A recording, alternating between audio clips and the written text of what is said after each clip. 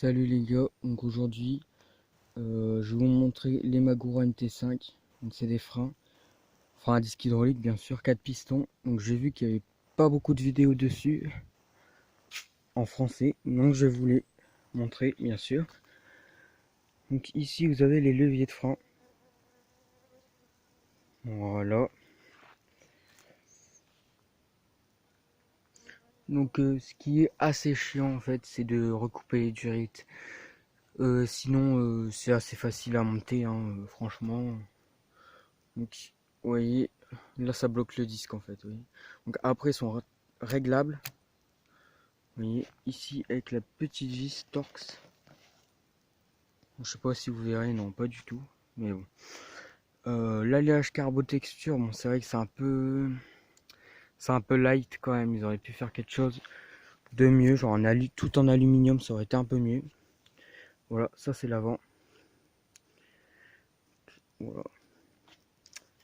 À l'avant je suis en 180 et à l'arrière 160 mm. Voilà. Alors ce qui est bien avec ces freins, bah, c'est la puissance et la progressivité, hein, c'est pour ça qu'on les achète. Là j'étais encore en rodage, donc ça c'est assez facile à roder. Par contre faut pas faire le con quoi. Dès que vous achetez ces freins, il faut quand même acheter un kit de purge pour bien sûr les repurger après que vous avez coupé la durite. Voilà. Donc ce qui est bien c'est que les petits anneaux là en argent, ça se change. Donc moi je mettrai en orange bien sûr pour que ça suive avec le vélo. Hop. Voilà. Donc là livré avec, vous avez une paire de plaquettes mais en un seul morceau, vous voyez. Donc c'est mieux d'avoir 4 petites plaquettes, donc une plaquette par piston. C'est un peu mieux. Voilà. C'est vraiment mieux quand même d'avoir une plaquette par piston. Ça freinera beaucoup mieux je pense. Je pense, c'est un avis comme ça. Donc après ça c'est pas super cher. Donc là ils sont au prix de 160 €. Bon ça fait mal quand même. Mais avant j'avais des Shimano BR M355, M365, un truc comme ça. Donc bon, franchement, y a pas photo, ça freine carrément mieux. Voilà le design des étriers. Et surtout, c'est très bien, très ergonomique, les poignées. Franchement, c'est... Le toucher est bien, mais il faut bien les repurger, quoi.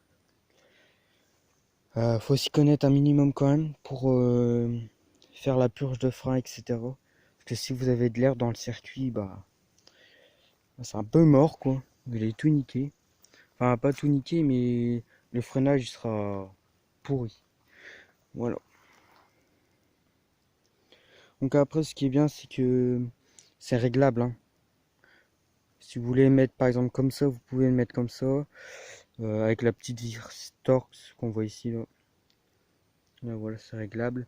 Je vous conseille de pas serrer vos freins. Par exemple, là, vous voyez, on peut les bouger.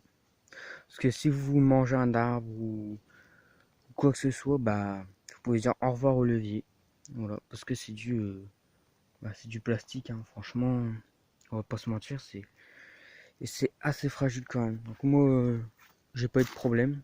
On voit bien que quand on actionne le levier, et ben le frein, la poignée de frein a tendance à se tordre légèrement.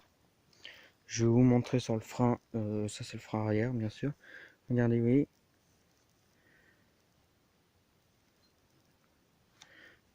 Ça a tendance ici là à se plier parce que c'est pas d'aluminium.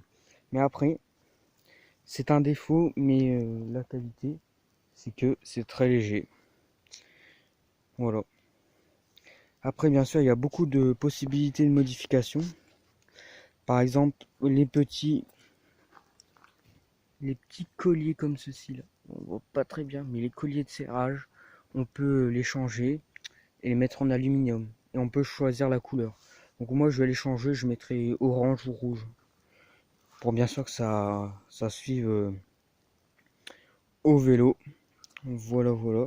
Donc bien sûr, au début, faites attention. N'y allez pas comme un bourrin. Parce que si vous changez vos freins, en fait, ça vaut pas être du tout le même freinage, quoi. C'est ce que j'ai eu le tour avec les miens. En fait, j'avais l'habitude de freiner assez fort avec les autres, parce qu'ils n'étaient pas puissants du tout.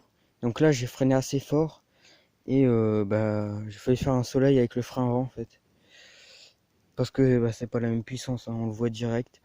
Alors bien sûr, au rodage, votre frein il va faire du bruit, et ça va pas...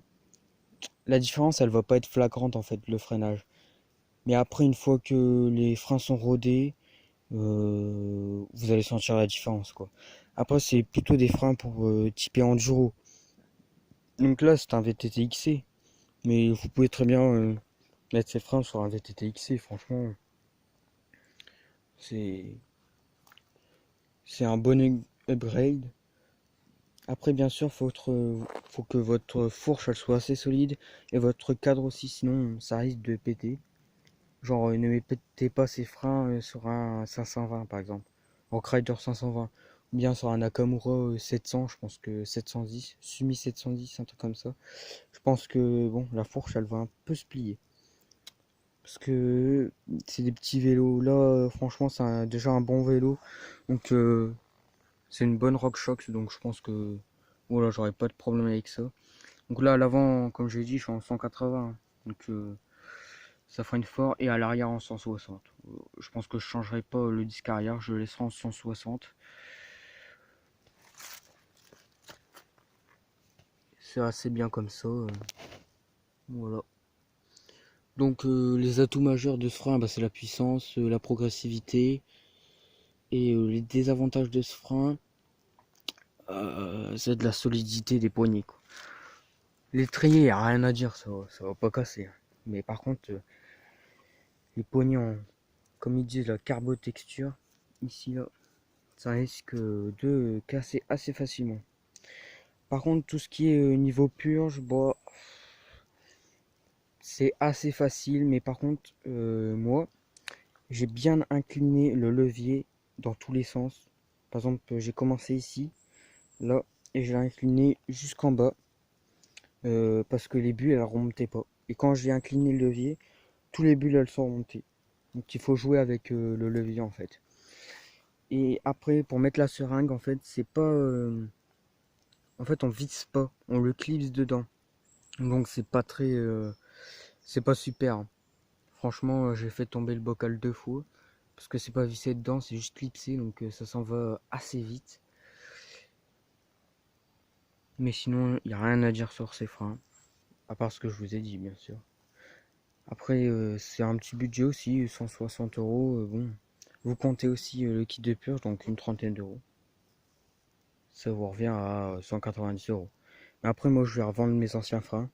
Donc bon, après, ça revient un peu moins cher, quoi. Voilà. Merci d'avoir regardé cette vidéo. N'hésite pas à liker et t'abonner. Ça ferait plaisir.